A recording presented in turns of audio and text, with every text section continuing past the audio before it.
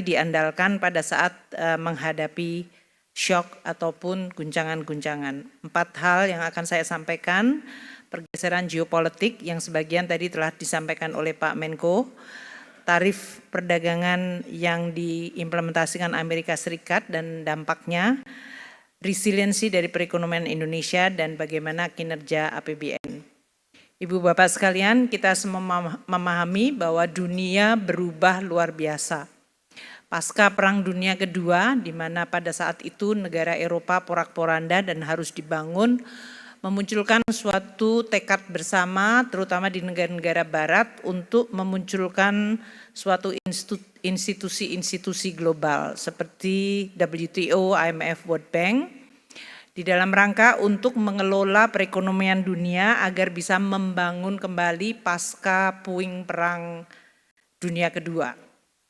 Sekarang ini seluruh institusi global ini menjadi kurang efektif atau bahkan tidak efektif karena shareholder utamanya yaitu G7 terutama Amerika Serikat sendiri yang melahirkan institusi ini sekarang tidak lagi percaya pada institusi yang dibuat, sehingga memunculkan suatu sistem yang sifatnya unilateral. Ini rule base yang selama dikenal sejak Perang Dunia Kedua sekarang menjadi tidak pasti. Di sisi lain memunculkan blok-blok baru termasuk BRIC tadi, dan juga kebijakan yang semuanya cenderung menjadi dalam situasi tidak pasti. Intensitas dari persaingan yang sangat runcing, setiap negara pasti instingnya adalah menjaga domestiknya. Maka banyak kebijakan ekonomi menjadi inward looking. My country first, American first, China first, Indonesia first, dan yang lain-lain. Karena ini memang pada saat external environment tidak bisa diandalkan, maka yang harus dilakukan adalah menjaga kepentingan nasional. Dan ini sudah disampaikan oleh Bapak Presiden, termasuk tadi di dalam pembukaannya, penekanan ini bahkan sebelum Donald Trump menyampaikan Trump tarif atau Liberation Days tarif yang disampaikan minggu lalu. Tadinya kita masih berharap adanya supply chain yang berdasarkan perkawanan, makanya waktu itu muncul friendshoring, nearshoring. Sekarang bahkan tidak ada definisi yang disebut kawan atau friend lagi. Karena Amerika terhadap Kanada, terhadap Meksiko, negara yang tergabung dalam NAFTA, ini pun juga yang dibidani oleh Amerika Serikat, sekarang ini di-abandon dan menjadi persaingan yang tidak ada lagi definisi kawan atau lawan. Inilah dunia yang kita hadapi. Kebijakan tarif Amerika menjadikan risiko ketidakpastian yang luar biasa.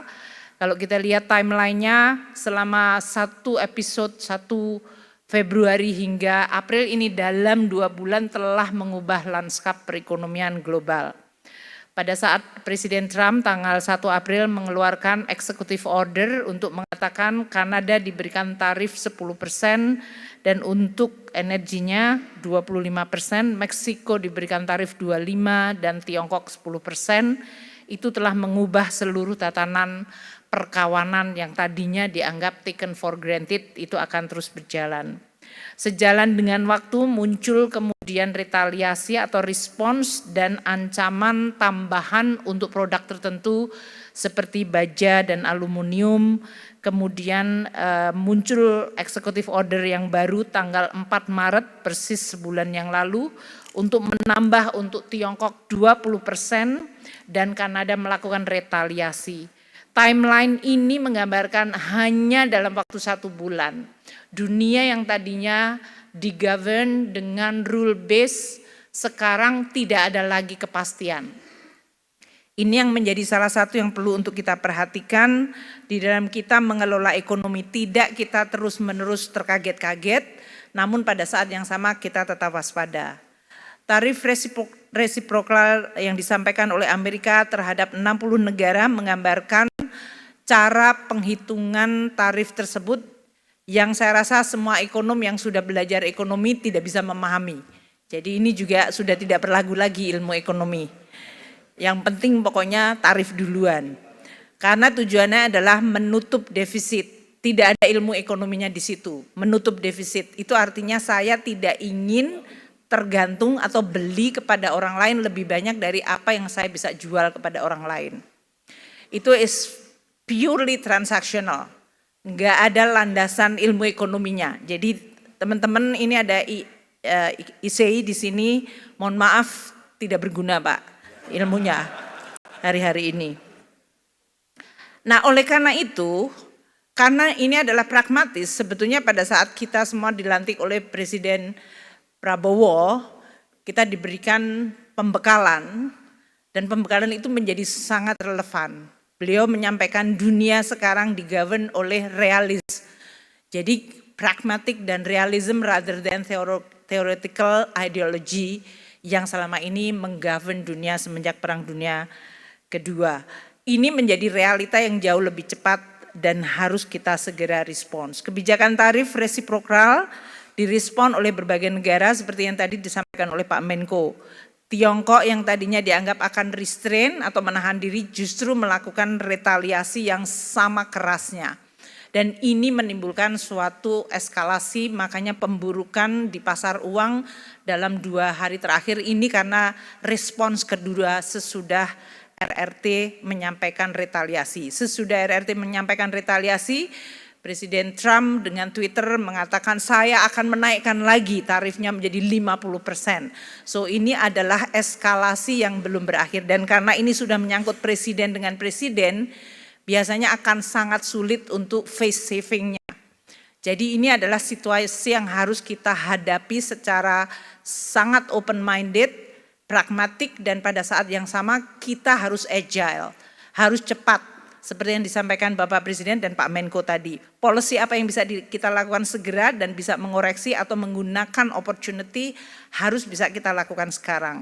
Uni Eropa sebetulnya belum retaliasi tapi sudah ada di dalam paket. Tapi ini sebetulnya untuk salvo pembuka untuk renegosiasi. Kanada sudah melakukan retaliasi.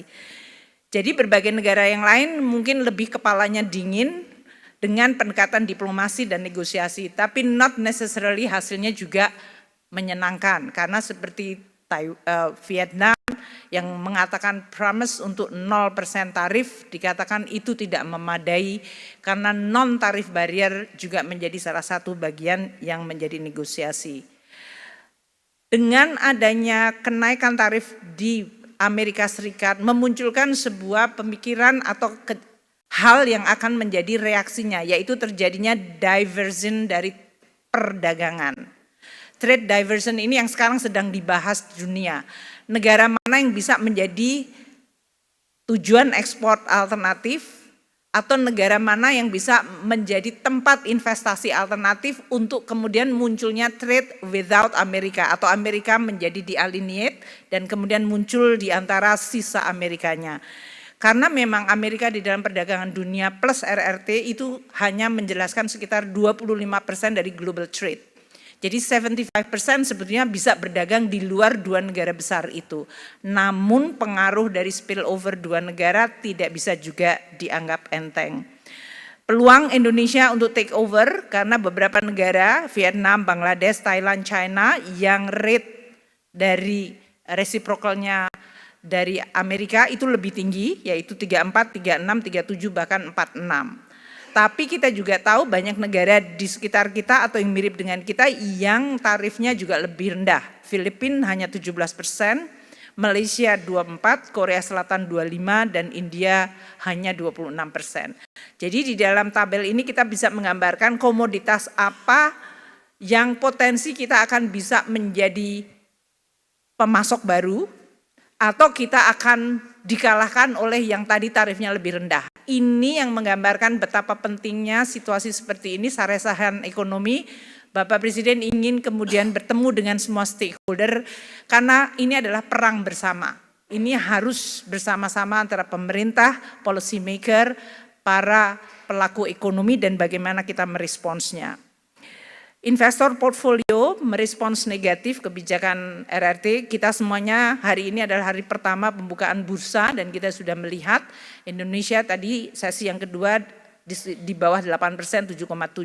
Kalau kita lihat banyak negara yang indeks harga sahamnya pada tanggal 8 April dibanding 2 April banyak yang koreksinya sangat dalam hingga 14%, bahkan tadi yang Pak Menko menyampaikan beberapa bisa mencapai di atas 25%.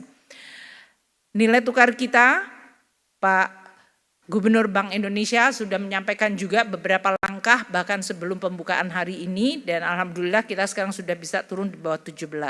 Namun dinamika ini seperti harga saham, nilai tukar maupun dalam hal ini obligasi surat berharga itu seperti kita itu seperti shock absorber. Karena shocknya terjadi, ini adalah bentuk respons yang mungkin harus terbiasa kita lihat. Namun tidak berarti kita kemudian shifting attention-nya dari fondasi yang tetap harus dijaga. Tekanan di pasar keuangan yang tinggi terakhir ini sebetulnya bukan hal yang baru. US Treasury baik yang 2 tahun maupun 10 tahun agak melemah karena dia dianggap safe haven, tapi dolar indeksnya juga melemah. Jadi kepercayaan 100% terhadap dolar juga mulai menurun. Sementara fixed index yaitu volatility juga meningkat, tapi kalau kita bandingkan pada saat COVID, kenaikannya sebetulnya masih relatively manageable. Tapi ini menggambarkan suasananya, alarmnya mulai berbunyi, jadi kita harus juga tetap hati-hati, tanpa panik. JP Morgan, Goldman Sachs, semuanya mengatakan bahwa Amerika kemungkinan masuk ke resesi, probabilitasnya sekarang naik ke 60%, dari tadinya di bawah 50%. Dengan outlook seperti itu, tidak heran maka commodity price menurun, karena nanti demand turun kalau terjadi resesi. Kita lihat harga komoditas mengalami koreksi, harga minyak terutama yang kita lihat sekarang ada di level 64-65. APBN kita menggunakan asumsi $80, jadi ini berarti nanti subsidi lebih rendah. Moga-moga kita tetap jaga, ini juga membuat APBN kita menjadi relatively menjadi berkurang tekanannya.